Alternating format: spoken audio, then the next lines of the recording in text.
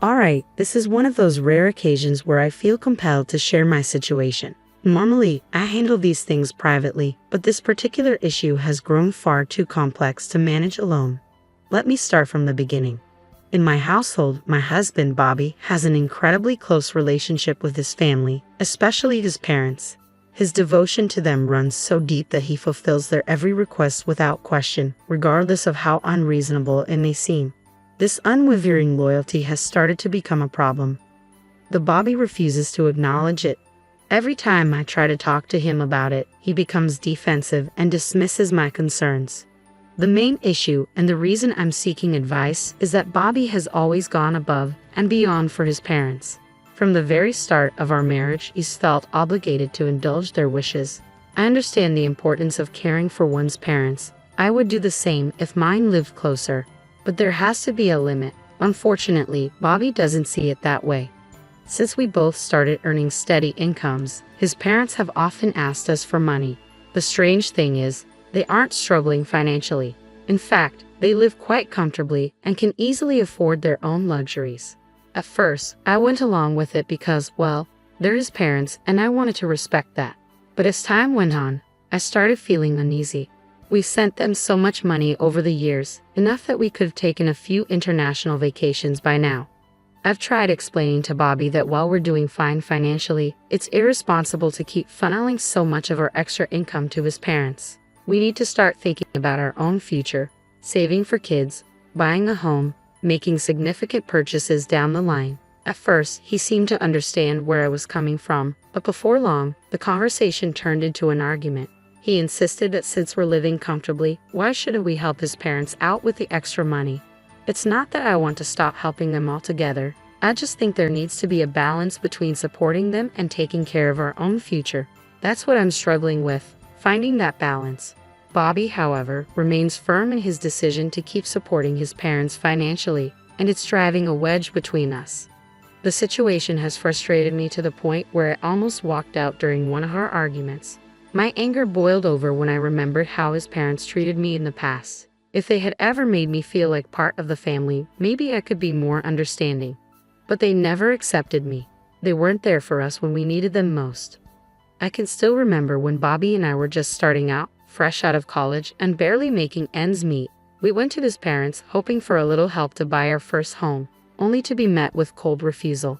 They didn't even take a moment to consider our situation. Instead, we were lectured about adult responsibilities and how we needed to learn to save for ourselves. It was less about offering guidance and more about dismissing our struggles entirely. And now, years later, here we are, sending them money they don't even need, while Bobby refuses to see the bigger picture. Despite my frustrations, I don't know how to get through to him. I bit my tongue, choosing to keep my thoughts to myself. It was disheartening to see Bobby's parents so unwilling to help their own son. But I resigned myself to accept their decision if Bobby could make peace with it. However, the issue resurfaced about a year and a half ago when I inherited a house from my mother. It was a lovely property, but it needed major renovations. While we had saved some money, it wasn't nearly enough to cover the necessary repairs. This recurring pattern, needing financial assistance and being repeatedly rejected by Bobby's parents, who nonetheless had no issue asking us for money, began to strain how I viewed our relationship dynamics. The constant tug of war over finances exposed a painful imbalance. They were more than willing to take from us but refused to offer help when we needed it most. Faced with the challenge of making the inherited house livable, we decided to approach his parents again, hoping this time they might be willing to lend a modest sum. Unfortunately, they refused once more. This time, they told us to stop asking for their money and to figure things out on our own. They even suggested I sell the house, dismissing it as a waste of space and something that looks like crap.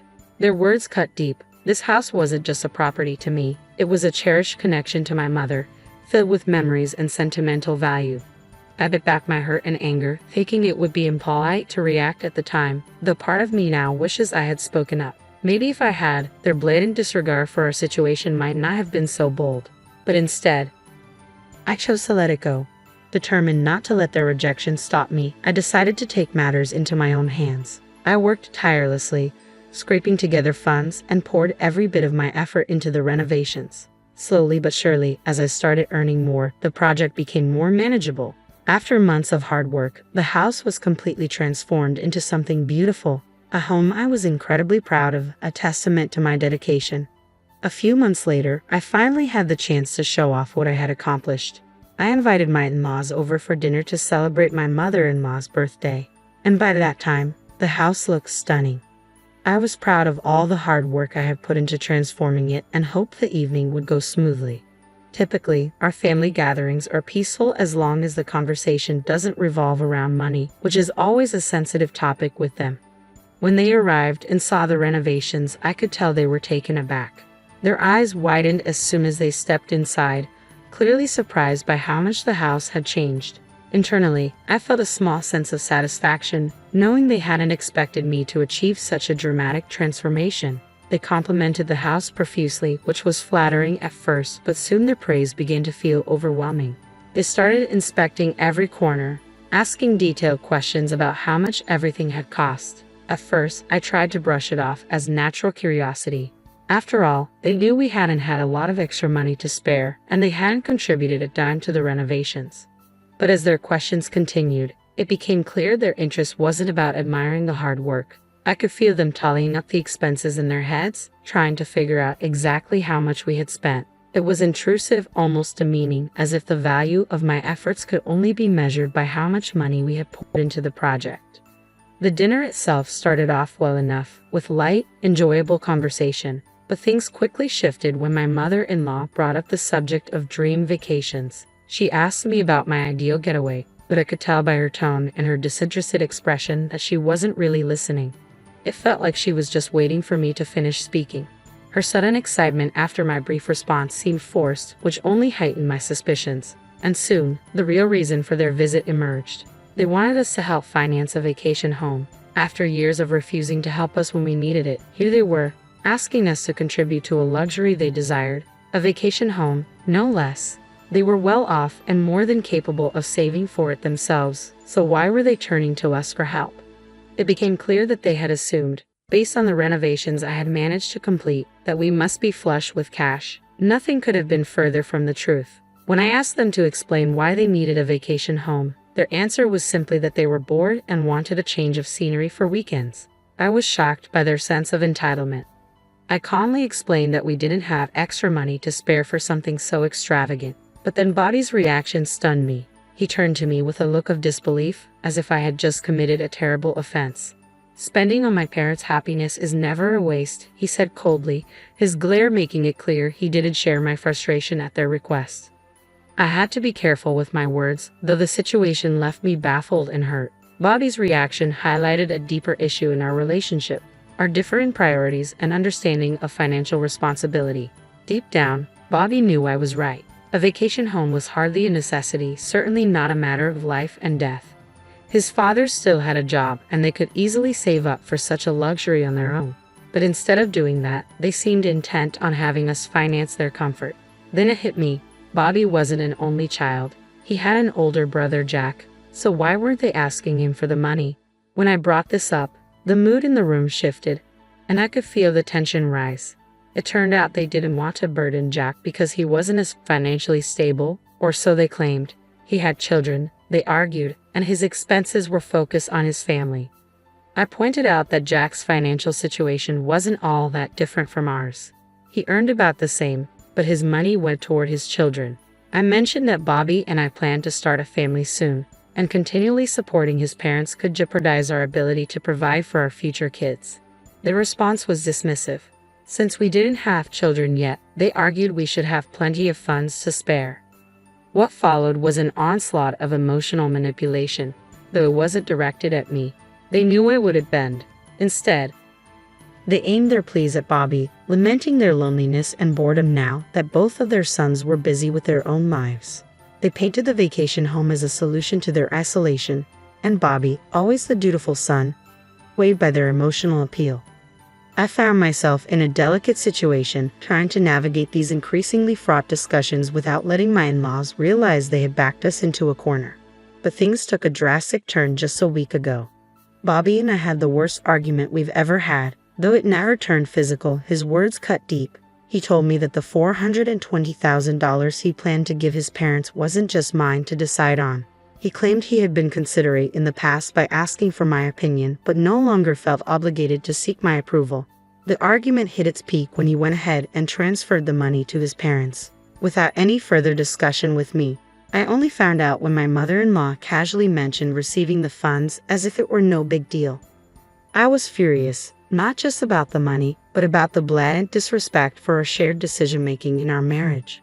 Bobby's secretive actions left me feeling deeply betrayed, sparking a fierce debate over our financial priorities and the respect we owed each other.